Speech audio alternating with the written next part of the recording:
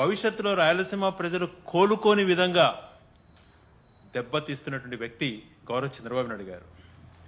ఈరోజు రాయలసీమకు సంబంధించినటువంటి మంత్రితోనే తను ఒక తీర్మానం చేసి కర్నూలులో పెట్టవలసినటువంటి హైకోర్టు వద్దు, అక్కడ బెంచ్ చాలు అని చెప్పి తీర్మానం చేయించి రాయలసీమ నేను ఉద్ధరించేశాను అని మాట్లాడుతున్న మాటలు విన్నప్పుడు ఒక రాయలసీమ వాసిగా చాలా బాధ కలుగుతుంది.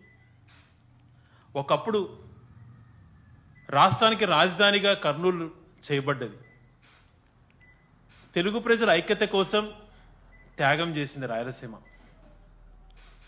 తర్వాత శ్రీబాగ్ ఒడంబడికలో అంతకు మునుపు కూడా రాష్ట్రాలు ఏర్పాటు కాక మునుపు, తెలుగు రాష్ట్రాలు కలవక ముందు, తెలుగు రాష్ట్రం ఆంధ్రప్రదేశ్ సపరేట్గా ఉన్నప్పుడు శ్రీబాగ్ ఒడంబడికలో వాళ్ళు క్లియర్గా చెప్పడం జరిగింది. రాజధాని ఒక చోటు ఉంటే హైకోర్టు ఒక చోటు ఉండాలి. అలాంటిది శ్రీబాగ్ ఒడంబడిక యొక్క తీర్మానం. అన్నిటినీ తొంగలో దొక్కాడు.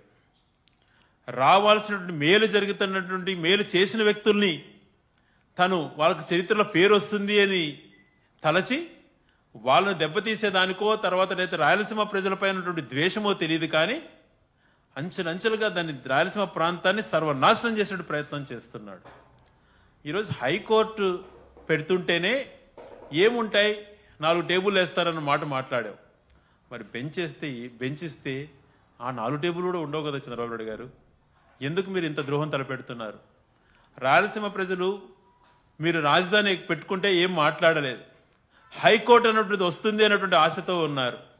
మరి ఈరోజు హైకోర్టు ఏదైతే జగన్మోహన్ రెడ్డి గారి ప్రభుత్వంలో హైకోర్టు కర్నూలులో పెట్టాలని తీర్మానం చేసి అన్ని రకాలుగా దాన్ని కేవలం ఒక సుప్రీంకోర్టు డెసిషన్ కోసం వెయిట్ చేస్తున్న సమయంలో హైకోర్టు అక్కడ వస్తుంది కదా అని చెప్పి అలైడ్ కోర్ట్స్ అన్ని కూడా అక్కడ పెట్టి ఆ ప్రాంతానికి న్యాయ రాజధానిగా చేయాలని చెప్పి తలస్తే ఈరోజు నువ్వు హైకోర్టును అక్కడి నుంచి మూవ్ చేయాలన్నటువంటి ఆలోచన రావటం ఎంతవరకు సమంజసం అని చెప్పి నేను ప్రశ్నిస్తున్నాను.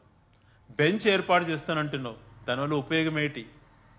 హైకోర్టు అనేది ఉంటే ఆ రాయలసీమ వాసుల్లో కూడా మాకు ఒకటి రాష్ట్రానికి సంబంధించింది ముఖ్యమైనటువంటిది ఉంది అని చెప్పి భావించేవాళ్ళం కదా. దాన్ని ఎందుకు తీసేస్తున్నావు? లా యూనివర్సిటీని శంకుస్థాపన చేసి పనులు కూడా మొదలుపెట్టినటువంటి లా యూనివర్సిటీని అక్కడి నుంచి తీసేయడంలో నీ అంతర్యం ఏంటి? దానితో పాటు కడపలో వచ్చినటువంటి ఈఎంసీ సెంటర్ని దాన్ని కూడా తీసేసి మరొక ప్రాంతానికి పెట్టుకుంటున్నావు.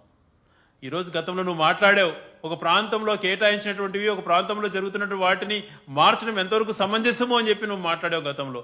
ఈరోజు రాయలసీమ ప్రాంత వాసులుగా మాకు వచ్చినటువంటి హక్కును, మాకు జరుగుతున్న మంచిని మా కళ్ళ ముందర తీసుకెళ్తుంటే మాకెంత బాధ ఉంటుంది.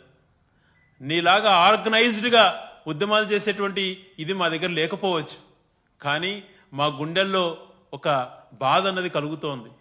ప్రతి ఒక్కరు కూడా చర్చించుకుంటున్నారు, ప్రతి ఒక్కరు కూడా బాధపడుతున్నారు.